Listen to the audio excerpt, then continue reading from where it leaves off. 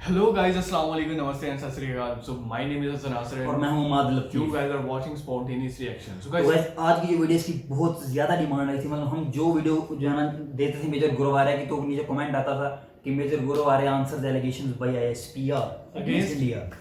तो हमने कहा इस वीडियो में है क्या जो इतनी डिमांड लोग कर रहे हैं, तो हमें उम्मीद है इस वीडियो को आप अपना लाइक और शेयर भी करेंगे और सब्सक्राइब करना नहीं भूलेंगे। ISPR के बारे में थोड़ा सा आईएसपीआर से मैं जो है ना inter services and public relation है, पाकिस्तान आर्मी का एक जो है ना डिपार्टमेंट अलग से इदारा बना हुआ है, ठीक है। तो ये बेसिकली है पाकिस्तान आर्मी और पाकिस्तानी जो लोग हैं एंगेज करने के लिए उनको आपस में उनको डिफेंस न्यूज़ बताई जाए, उनको कनेक्ट रखने के लिए कि उनको ये बताया जाए पाकिस्तान आर्मी ने ये कर दिया, ये करने जा रहे हैं किसी भी बॉर्डर पे या इस तरह की सिचुएशन से उनको जो है ना बताने के लिए।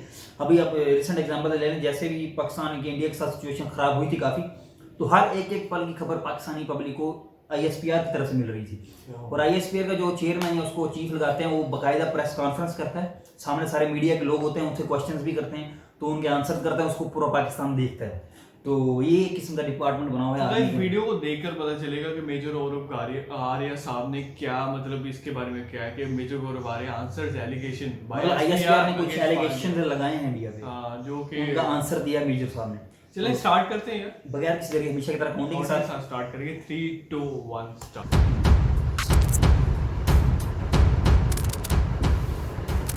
तो बोला साहब हम भी बड़े विक्टिम हैं टेररिज्म के। आप लोग विक्टिम नहीं हैं, आप लोग टेररिस्ट खुद हैं। और अब मैं बताता हूँ क्यों आप टेररिस्ट हैं खुद। जो आप लोग आज रोते हैं ना कि साहब पाकिस्तान क्या हो गया, पाकिस्तान क्या होता था और अब कलिश्नकोव आ गई, ड्रग्स आ गई, जरा पूछिए अपने खाकी वर्दी वालों से ये कहाँ से आया, कैसे हो गया साहब।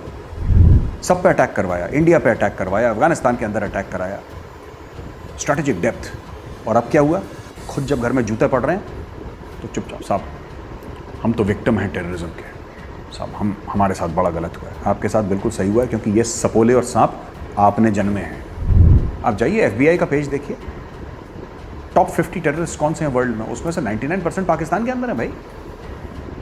आपके मुल्क ने और पैदा क्या करा है, जांगिया बनियान तौलिया बनाते हैं, फुटबॉल बनाते हैं, इसके अलावा आप लोग बनाते हैं क्या, आप लोग आतंकवादी बनाते हैं, टेररिस्ट बनाते हैं भाई। तो ये सहरा भारत के सर बांधना चाहते हैं कि ब्लास्ट भारत करवा रहा है, जबकि आपके खुद के लोग, साहब हमें बोलने की ज़रूरत नहीं, आपके खुद के लोग, आपके खुद के मिनिस्टर्स, आपके वजीर, आपके सेनेटर्स छाती ठोक के बोल रहे हैं साहब हमारे बंदे करवा रहे हैं। हाय, this is major Gaurav Arya और आप देख रहे हैं डिफेंसिव ऑफेंस। लाइक करिए, सब्सक्राइब करिए और बेल आइकन दबाइए ताकि फौरी तौर पे सबसे पहले नोटिफिकेशन आपके पास आए। नमस्कार और जय हिंद दोस्तों। आज मैं अपने पाकिस्तानी भाइयों बहनों से मुखातिब हूँ और पहली बात तो दिवाली की बहुत बहुत शुभकामनाएँ आप सबको। अब दिवाली गए हुए कुछ दिन हो गए हैं, लेकिन फिर भी मैं दिवाली की शुभकामनाएं क्यों दे रहा हूँ, क्योंकि दिवाली के ही दिन शाह महमूद कुरैशी साहब जो आपके फॉरेन मिनिस्टर हैं, उनको लेकर गए अपने साथ मेजर जनरल बाबर इफ्तिखार जो डीजी आईएसपीआर हैं। और साहब ये लेकर गए एक प्रेस कॉन्फ्रेंस करने के लिए कि हम इंडिया को एक्सपोज कर देंगे और हमारे पास ये प्रूफ है, ये प्रूफ है। पाकिस्तान की प्रूफ पे दुनिया हंसती है, जो पाकिस्तान सबूत देता है दुनिया हंसती है उसके ऊपर। 2015 में ऐसी एक प्रूफ दिया था यूनाइटेड नेशंस को। यूनाइटेड नेशंस ने खाना वाना खाया और टिश्यू पेपर की तरह पोंछ के आपका प्रूफ डस्टबिन में फेंक दिया, क्योंकि ये सब झूठी बातें हैं ये। और मुझे लगता है पाकिस्तान में ये क्यों चल जाता है, ये पाकिस्तान में इसलिए चलता है क्योंकि इल्म इतना कम है, एजुकेशन का स्टैंडर्ड इतना कम है कि पाकिस्तानियों का कुछ भी बोलें कि ये हो गया तो वो मान जाएंगे उनको, क्योंकि जाहिल लोग हैं ज़्यादातर, कुछ पढ़े लिखे हैं, कुछ जाहिल हैं ज़्यादा। तो ये अपने लोकल लोगों के लिए है। अब मैं आपको बताता हूँ। पहली चीज़, बाबर इफ्तिखार एक मेजर जनरल है और शाह महमूद कुरैशी एक कैबिनेट मिनिस्टर हैं और सीनियर कैबिनेट मिनिस्टर हैं इमरान खान की काबीना के कैबिनेट के। तो आप देखिए कहाँ एक सीनियर कैबिनेट मिनिस्टर, कहाँ एक मेजर जनरल साथ में गए। क्यों गए? क्योंकि जो आपका एस्टेब्लिशमेंट है, जो आपका डीप स्टेट है, जो आपकी फ़ौज है, वो ट्रस्ट नहीं करती, वो भरोसा नहीं करती पॉलिटिशियंस में। एक नज़र रखने के लिए क्लास का, जैसे बच्चों के ऊपर एक टीचर होता है, मॉनिटर होता है छड़ी लेके, तो उनको ये करना पड़ता है। मैं आपको एक एग्जांपल देता हूँ, यूट्यूब पे जाइए देखिए। आपके कसूरी साहब थे जो पहले एक ज़माने में फॉरेन मिनिस्टर हुआ करते थे।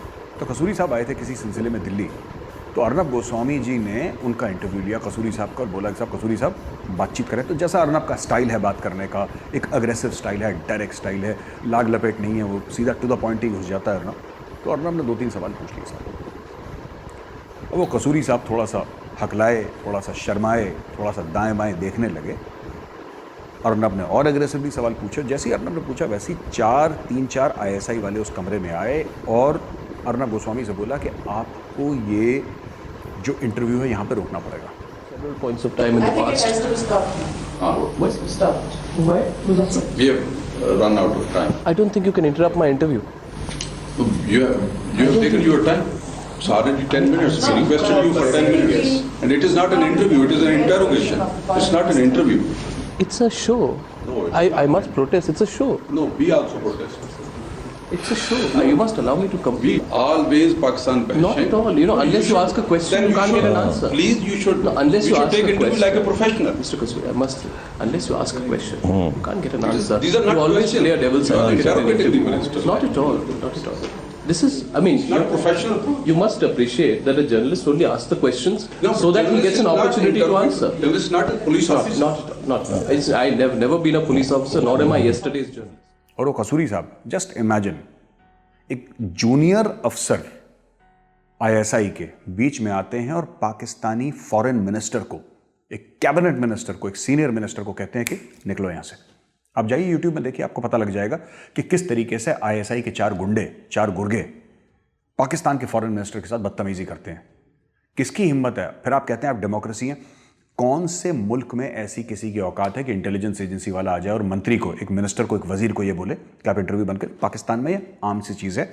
वही चीज़ हुई है। तो ये जो कोई दुनिया में सीरियसली नहीं लेगा। पहली चीज़, अगर आप चाहते हैं कि लोग आपको सीरियसली लें तो नंबर 1 भीख मांगना बंद करिए। नंबर 2, हर समय बाहर से जो भी अमीर आदमी आए या बड़ा आदमी आए उसके सामने लेटना बंद करिए। और तीसरी चीज़, ये फौज को बोलिए कि कैंटोनमेंट में रहे, बैरक्स में रहे। क्या मतलब है फॉरेन पॉलिसी? भाई आप हिंदुस्तान को एक्सपोज करने जा रहे हैं। मैं तो आपको आइडियाज दे रहा हूं free of cost. I will not charge you for this. आप भारत को एक्सपोज करना चाह रहे हैं। आप दुनिया को यह बताना चाह रहे हैं कि भारत इन गलत कामों में मुलव्विस है, जिसमें शामिल आपके हिसाब से दहशतगर्दी भी है। As the foreign minister has already highlighted that India embraced all the terrorist organizations soon after they were uprooted, right? Soon after they were uprooted from Pakistan. I'll cover the details of Indian machinations of Pakistan's destabilization and economic coercion by presenting evidence of Indian funding of terrorism, weapons and equipment support to terrorists, terrorist training, and different terrorist incidents and activities that they've sponsored. इतनी serious चीज, और वहां पे आप फौज के एक major general को बगल में खड़ा कर देते हैं। और कुरैशी साहब हर 3 मिनट के बाद आप देखिए ऐसे मुड़ के डीजी साहब करके जैसे दुम हिलाते कि उनको DG ISPR का आशीर्वाद चाहिए। आपकी डेमोक्रेसी को कौन सीरियसली लेगा? जरा सोचिएगा पाकिस्तानी भाइयों बहनों, nobody will take you seriously. फौज एक काबिल एहतराम इदारा है, लेकिन फौज की जगह, राइट, किसी भी फौज की जगह, वो पाकिस्तानी आर्मी हो, अमेरिकन आर्मी हो, UK की आर्मी हो या इंडियन आर्मी हो, उसका काम कैंटोनमेंट के अंदर, बैरक्स के अंदर है या बॉर्डर के अंदर है। उसका काम फॉरेन अफेयर्स पर प्रेस कॉन्फ्रेंस देना नहीं है, इसलिए आपको लोग सीरियसली नहीं लेते। बहरहाल काफ़ी साहब जोर शोर से बात बोली कि हम front line state against terrorism हो गए थे 9/11 के बाद, और हमने काफ़ी जानें दी हैं और काफ़ी माल का नुकसान हमें हुआ है। यानी कि पाकिस्तान ने विक्टिम कार्ड, आप लोगों ने विक्टिम कार्ड प्ले करा। जब तक आप लोग घोड़े पे बैठ के और हाथ में शमशीर घुमा के लोगों के सर कलम करते हैं तब तक ठीक है। जैसे किसी और ने शमशीर पकड़ ली तो मैं बेचारा, मैं डरा हुआ, ये आपका मौक़िफ़ बन जाता है। तो बोला साहब हम भी बड़े विक्टिम हैं टेररिज्म के। आप लोग विक्टिम नहीं हैं, आप लोग टेररिस्ट खुद हैं, और अब मैं बताता हूं क्यों आप टेररिस्ट हैं खुद। जुल्फ़िकार अली भुट्टो को, जो बेनज़ीर भुट्टो के वालिद थे, उनको ज़ियाउल हक ने उनका जुडिशल मर्डर करवाया। ये तो आप सब लोग मानते हैं, इसमें कोई गलत बात तो नहीं है। उस इंसान का जुडिशल मर्डर हो गया, राइट। ज़ियाउल हक बन गए martial law administrator, chief of army staff तो थे ही वो, प्रेसिडेंट दुनिया भर के जो भी उनको तमगे लगाने थे अपने सीने पे, वो सब उन्होंने कर दिया ज़िया-उल हक ने। अब क्या हुआ कि थू होने लगी दुनिया भर, दुनिया बिल्कुल जिसको कहते हैं हकारत की नज़रों से देखने लगी कि आप ऐसे कैसे कह सकते हैं, डेमोक्रेटिकली इलेक्टेड एक प्राइम मिनिस्टर को कैसे मरवा सकते हैं, आप मार्शल लॉ कैसे कर सकते हैं, ये सब लोगों ने सवाल पूछे। तो साहब ज़िया-उल हक साहब गए अमेरिकन के पास एक प्लान लेके। 1979 में एक्चुअली यूएसएसआर, सोवियत रशिया ने अफगानिस्तान के अंदर कदम रख दिया, आपको पता ही है, अफगानिस्तान के अंदर आ गया। अच्छा, अमेरिका थोड़ा सा हड़बड़ाया कि हुआ क्या है आखिर। सोवियत, दो ही तो सुपर पावर थे, एक अमेरिका था एक रशिया था, आजकल तो सिर्फ एक है, उस जमाने में दो हुआ करते थे। तो साहब ज़िया-उल हक था तो लकड़बग्गा, ज़िया-उल हक ने दिमाग अपना चलाया और एक प्लान प्रेजेंट करा अमेरिकन को। ऑपरेशन टोपैक के बारे में जरा पढ़िए, ऑपरेशन टोपैक क्या था, क्यों लॉन्च करा गया। बात सिंपल सी थी, सादी बात थी।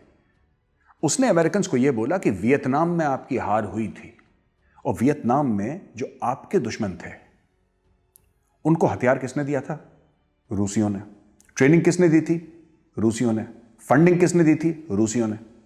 और कुछ वियतनामीज ने अमेरिकन आर्मी को जलील करा, उसको जंग में हराया वियतनाम में। 70s की बात है। तो बोला साहब अब तो 80s आ गया है, अब मौका है कि आप बदला लें वियतनाम की, जो आपके अंदर जो एक बात है कि साहब हमारे साथ बुरा हुआ है और सोवियत रशिया ने हमारे साथ साजिश करी है, तो उस साजिश का बदला लेने का मौका आ गया और पाकिस्तान आपकी मदद करेगा।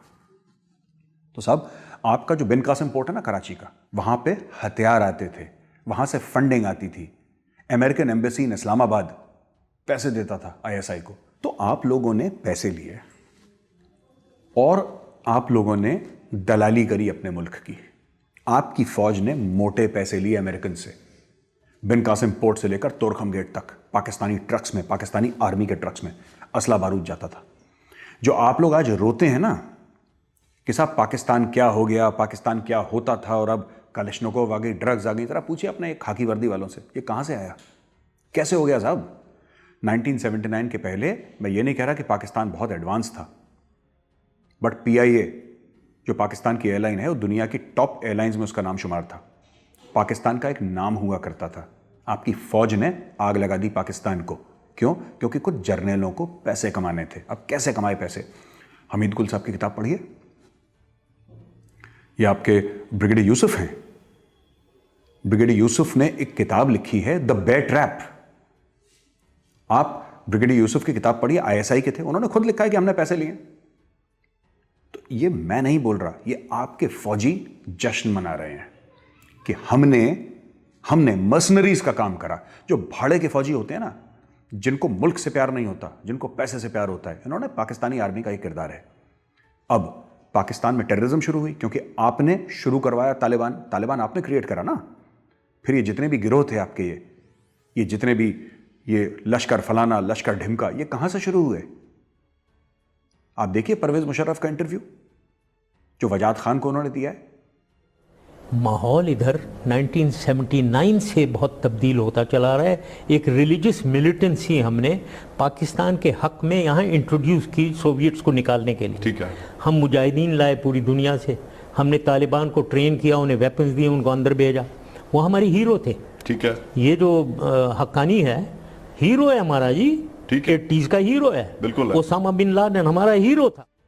ये सब आपके लोग खुद करते हैं, खुद छाती ठोक के बोलते हैं कि ये गिरोह हमने शुरू करवाए, ये जैश मोहम्मद, लश्कर तैयबा और ये जितने भी हैं जो ग्रुप्स, जो ये आपका हकानी नेटवर्क और ये सब के सब पाकिस्तानी फौज और पाकिस्तानी ISI। आप मेरी बात पे विश्वास बिल्कुल ना करें, भरोसा ना करें। आप YouTube पे जाएं और देखें कि आपके जनरलों ने क्या बोला है, ऑन द रिकॉर्ड आपके जनरल्स ने क्या बोला है, पूरा इंटरव्यू देखें आप, तब आपको पता लगेगा कि आपके साथ हुआ क्या है। ठीक है।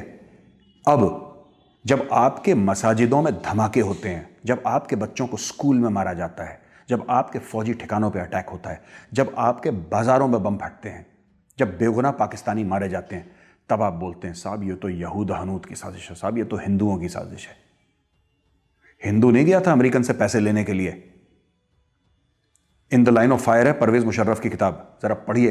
परवेज मुशर्रफ साहब आपके आपके परवेज मुशर्रफ, आपके चाहते क्या लिखते हैं किताब में, जरा पढ़िए। 3.5 से लेकर 4,000 बेगुनाह पाकिस्तानियों को पैसे के लिए बेचा। जाइए जरा गूगल पे सर्च करिए, पाकिस्तानी अखबारों में रिपोर्ट है ये मैं नहीं बोल रहा, ये किसी हिंदू या किसी यहूदी ने नहीं लिखा, आप जाके देखिए। ये आप लोगों का किरदार है, आपकी फौज आपको बेचती आई है और आप बिकते आए हैं। क्यों? क्योंकि आपको ये बताया कि साहब पूरब दिशा से हिंदू आएगा, खा जाएगा। हिंदू को कोई इंटरेस्ट नहीं है, ठीक है, आपको खाने वाने में, वो निगल जाएगा।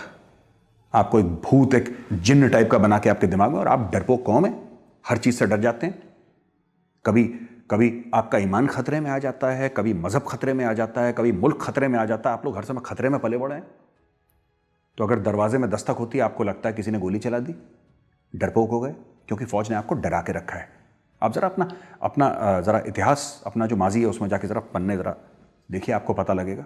जो आपके नजम सेठी साहब है ना, बड़े सीनियर सहाफ़ी हैं, जो कहते हैं कि ब्लंडर्स, प्लंडर्स एंड सरेंडर्स, वो गलत नहीं बोलते, सही कहते हैं।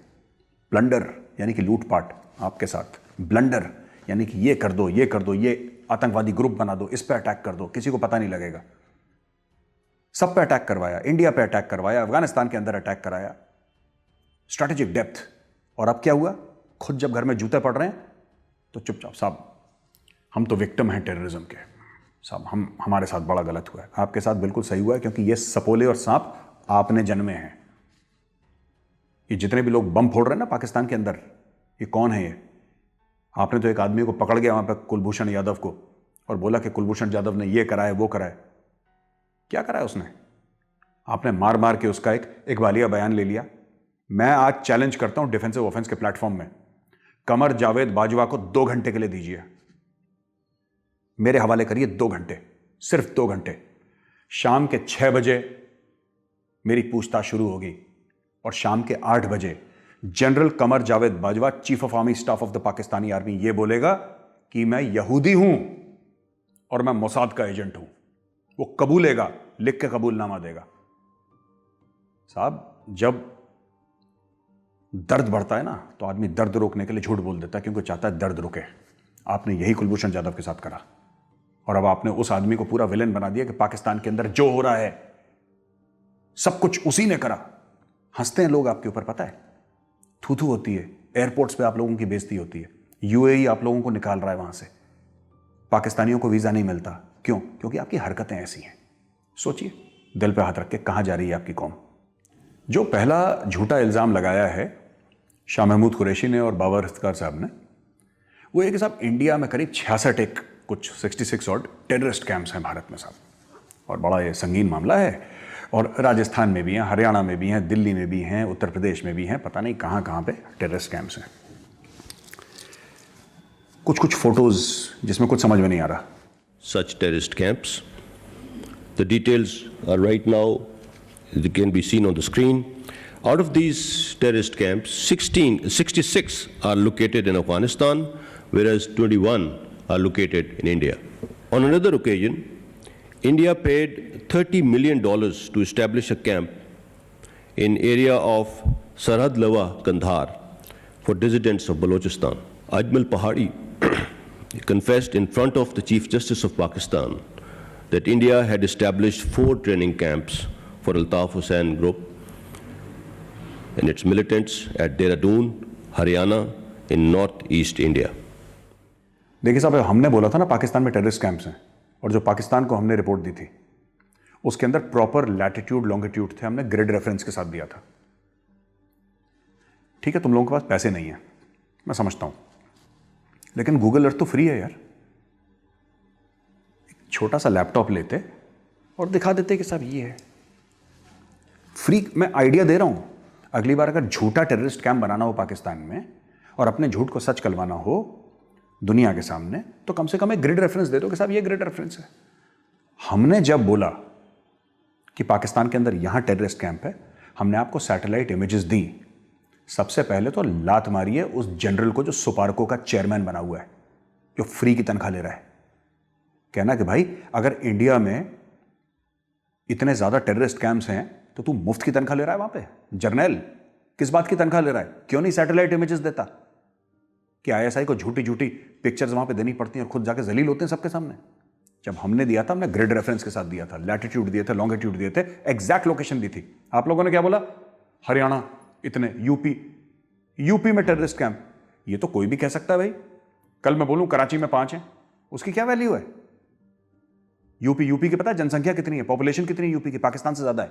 और बताओ, उत्तर प्रदेश अकेला जो भारत का जनसंख्या के हिसाब से, पॉपुलेशन के हिसाब से सबसे बड़ा जो राज्य है, स्टेट है, उसकी पॉपुलेशन पाकिस्तान से ज्यादा ही है, कम नहीं है। आपने ऐसी हवाबाजी कर दी सबके सामने। नॉर्थ ईस्ट में ट्रेनिंग कैंप है साहब, और कोई जगह नहीं मिली हमें। नॉर्थ ईस्ट में ट्रेनिंग कैंप है। देखो, झूठ कैसे बोला जाता है मैं आपको बताता हूं। झूठ आप अगर चाहते हैं बोलना, तो सबसे पहले आपको क्रेडिबिलिटी बनानी पड़ेगी। झूठ जब बुलवाया जाता है ना, तो सच्चे आदमी से बुलवाया जाता है।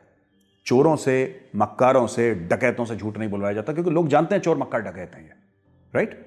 अब दूसरी चीज साहब, भारत का कोई 22, 21, 20 पता नहीं कितने टेररिस्ट कैंप्स हैं अफगानिस्तान में, ट्रेनिंग चल रही है साहब, इंडिया ट्रेनिंग करवा रहा है। एक बात बताइए, आपके लोग खुद कहते हैं ना छाती ठोक के कि 90%, 90% यानी कि 90% अफगानिस्तान तालिबान के कंट्रोल में। आप लोग कहते हैं नहीं है।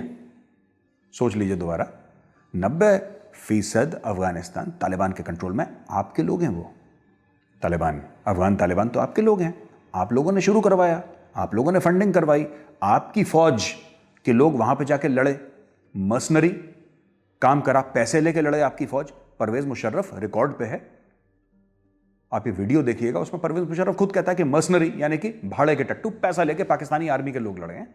और परवेज मुशर्रफ की रेजिमेंट के, यानी कि स्पेशल सर्विसेज ग्रुप जो आपके स्पेशल फोर्सेस के हैं, कमांडो हैं जो पाकिस्तानी आर्मी के, उन लोगों ने पैसा लेके लड़ाई लड़ी है। वो खुद कह रहा है आपका आर्मी चीफ, आपका president. We launched a jihad in Afghanistan together. 4 kinds of category of people fought that jihad. Number 1, Afghans themselves. Number 2, Mujahideen from all over the world, from the Islamic world. 20 to 30,000 Mujahideen were brought into Afghanistan from all over the Islamic world to fight a jihad against communists, including Osama bin Laden was brought. Then the third, Taliban from our madrasas were trained, equipped, armed and sent in. The 4th category was mercenaries. I am from the special service group. I know some colleagues of mine who went inside with 50-100 odd people as mercenaries and were fighting the Soviets. हम तो काफिर हैं फिर भी झूठे हैं। लेकिन आपका अगर परवेज मुशर्रफ भी काफिर है और वाजिबुल कत्ल, तो बताओ फिर उसको, परवेज मुशर्रफ को टाइट करो फिर। बहरहाल 90% अफगानिस्तान आप लोग कहते हैं तालिबान के अंडर है। हमने बोला ठीक है साहब, तालिबान के होते हुए जहां पे कोई रूल ऑफ लॉ नहीं है, कोई आईन नहीं है, कोई कॉन्स्टिट्यूशन नहीं है, कोई संविधान नहीं है, वहां पे सिर्फ बंदूक का राज चलता है। एक बात बताइए, आप लोग एम्बेसीज पर अटैक करवा सकते हैं, आप लोग स्कूल में बच्चों को मरवा सकते हैं, आप लोग वहां पे बाजारों में बम फटवा सकते हैं, मस्जिदों में ब्लास्ट करवा सकते हैं। आप इंडिया के ट्रेनिंग कैंप्स जो अफगानिस्तान में है, जो आप लोग कह रहे हैं कि हैं वहां पे, उस पर अटैक नहीं करवा सकते। एक बार आपको नहीं लगा कि साहब जहां पे हम 20-50 छोटे छोटे बेगुनाह बच्चों को मरवा रहे हैं, जरा हिंदुओं का भी शिकार हो जाए साहब अफगानिस्तान में? ये बात दिल में नहीं आई आपके? क्यों नहीं कर पा रहे भाई? अफगान तालिबान तो आपके हाथ में है, आपके हम मजहब हैं। आप एक बार नारा दीजिए उनको लबैक का, अटैक करेंगे वो? क्यों? कहां है वो ट्रेनिंग कैंप? ऐसे ही 22 ट्रेनिंग कैंप है इंडिया के भाई। 24 क्यों नहीं है? 20 क्यों नहीं है? 18 भी तो हो सकते हैं। कहां है ग्रिड रेफरेंस? उनके लोकेशंस क्या हैं? सबके सामने आइए ना, सबके सामने बुलाइए, बोलिए, इंडिया को एक्सपोज करिए। दूसरा पॉइंट बोला साहब, कोई कर्नल राजेश है जो दाइश पाकिस्तान नाम का एक गिरोह बनाना चाहता है, एक संगठन बनाना चाहता है आतंकवादियों का, यानी कि दहशतगर्दों का। अफगानिस्तान में पोस्टेड है साहब एक colonel Rajesh. Indian intelligence officer named Colonel Rajesh, who is employed in the Indian embassy in Afghanistan, is the master planner, and the letter in Dari, which is being shown on the screen right now, it reads that he has already held 4 meetings with commanders of these terrorist organizations. Recently, 30 Indian Daesh militants were relocated from India to various camps along Pakistan-Afghanistan border.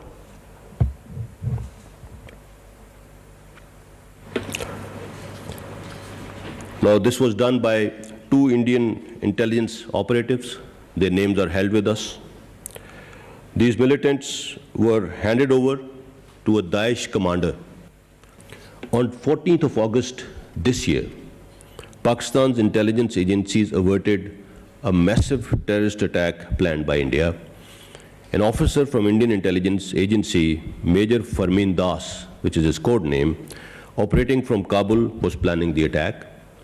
He arranged transportation of mines, rockets and explosives.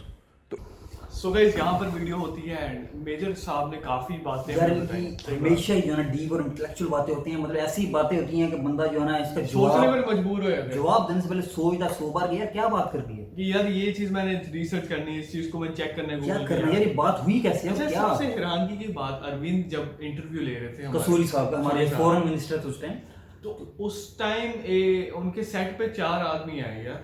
ये वाकई हैरानकुन बात थी, मतलब कि यार एक foreign minister का एक इंटरव्यू चल रहा है और दूसरे कंट्री के अंदर चल रहा है। क्योंकि अग्रेसिव सवाल पूछना होस्ट का, एंकर का एक मेरे ख्याल से फ्रीडम होना चाहिए। आजकल चलते ही न्यूज चैनल इस तरह हैं कि स्पाइसी न्यूज, स्पाइसी क्वेश्चंस के जरिए से रेटिंग ऊपर करने के लिए, तो इसमें मेरा नहीं ख्याल कि कोई इशू था, नहीं शायद तो मेरे ख्याल से बिला वजह इंटरफेरेंस अंदर की गई कुछ एजेंसी के लोगों की तरफ से, तो ये बेहद ही मतलब एक अजीब सी है और दूसरे कंट्री के अंदर हाँ। और एक कैमरे वहाँ पे ऑन थे, सारा कुछ ऑन द रिकॉर्ड है, मतलब और मुझे नहीं लगता कि मतलब ये हरकत क्यों की गई, हालांकि पता था इंडिया के अंदर हो रहा है, दूसरे कंट्री के अंदर ऑन द रिकॉर्ड हो रहा है सारा कुछ, वो गए हैं और सारा कुछ ये हुआ, उनको उठाने की कोशिश की, पूरी दुनिया ने इसको देखा, उनको पता भी था दुनिया देखेगी, क्योंकि ये मीडिया सेल के अंदर सब कुछ हो रहा था।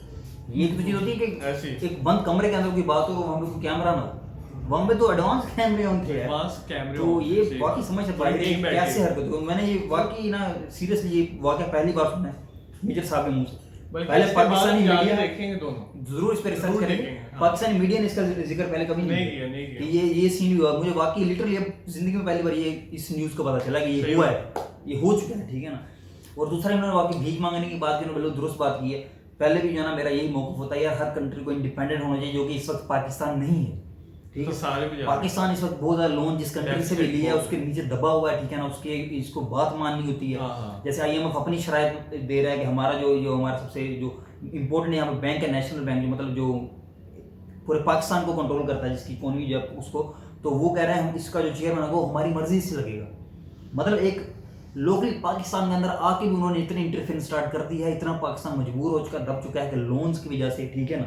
तो ये किसी भी कंट्री के लिए जो है ना, किसी ग्रो करने के लिए बहुत एक ऑपोजिट जो है एक पॉइंट के तौर पर अपना रोल प्ले करता है ये चीज, कि आप अपने फैसले खुद नहीं ले सकते, आप इतने मजबूर हो जाए, सही बात, ठीक है। लिटरली अभी आप बताओ हसन, अगर चाइना अगर इस तरह का कुछ कहता है पाकिस्तान को करने के लिए, पाकिस्तान नहीं मानेगा। पाकिस्तान ने लोन लिया हुआ, CPEC चल रहा है यहाँ पे, पाकिस्तान नीचे लगा हुआ है।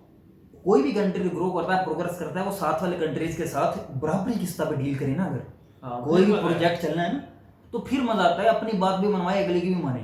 पाकिस्तान इस वक्त इस सिचुएशन के अंदर आके उन्होंने ठीक मतलब पॉइंट उठाया, इसकी डिटेल आप हम बात कर रहे हैं इस पे, कि बाकी बिल्कुल ठीक पॉइंट उठाया इन्होंने। ये भीख मांगने वाला है, जो भी हम किसी कैसे हम इसको लोन कहते हैं, जो बाकी कंट्रीज कुछ भी कह लें, कोई इशू नहीं है, लेकिन ये वाकई क्या कह सकते हैं अभी ये अभी फर्स्ट पार्ट है, अभी सेकंड पार्ट भी आएगा। हमने बिन कासिम फोर्ट के बारे में भी देखा है, कैसे मिलिट्री लेके जा रही थी बारूद असला वगैरह। और इन्होंने ये भी प्रेस कॉन्फ्रेंस के बारे में बात की जो अंदर हो रही थी, जो हमारे ISPR के चीफ थे इस वक्त, इन्होंने कहा कि जो इंडिया से फंडिंग हो रही है यहाँ पे टेररिज्म के लिए, ठीक है ना, इंडिया से वेपन्स आ रहे हैं, इंडिया से फंडिंग हो रही है, तो सेम इल्जाम ये इंडिया लगाता है भाई पाकिस्तान से फंडिंग हो रही है, पाकिस्तान से टेररिस्ट आ रहे हैं, ठीक है ना।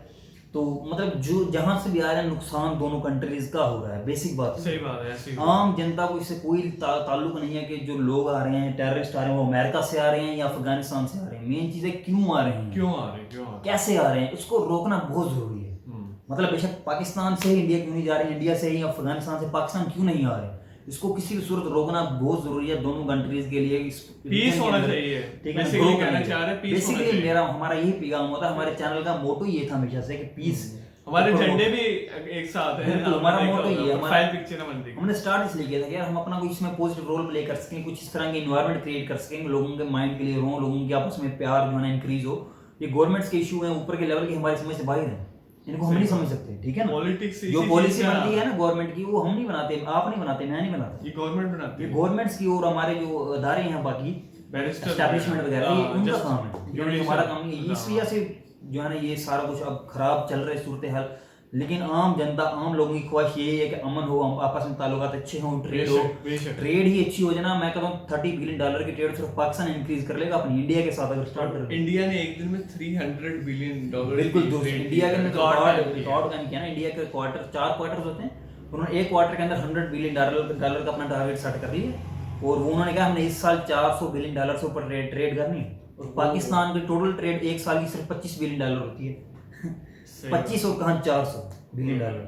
तो ये चलो यार, आपको अगर हम दोनों का ओपिनियन पसंद आया हो, वीडियो को लाइक करो, चैनल को सब्सक्राइब कर दीजिए। अगर नहीं आया, अगर नहीं आई इशू वाली बात नहीं है, कोई इशू नहीं, कोई इशू ठीक है। नेक्स्ट टाइम शायद आपको पसंद आए, हाँ। तो तो वीडियो जब भी पसंद आए ना वीडियो, हाँ। तब भी सब्सक्राइब करना है चैनल को, ठीक है, वरना नहीं करना। लाइक भी कर देना, ठीक है। यहाँ पे वीडियो एंड करते हैं, इसका पार्ट 2 भी आएगा, पार्ट 2 भी आएगा। यहाँ पे वीडियो एंड करते हैं। अपना ख्याल रखिएगा, टेक केयर, अल्लाह हाफिज।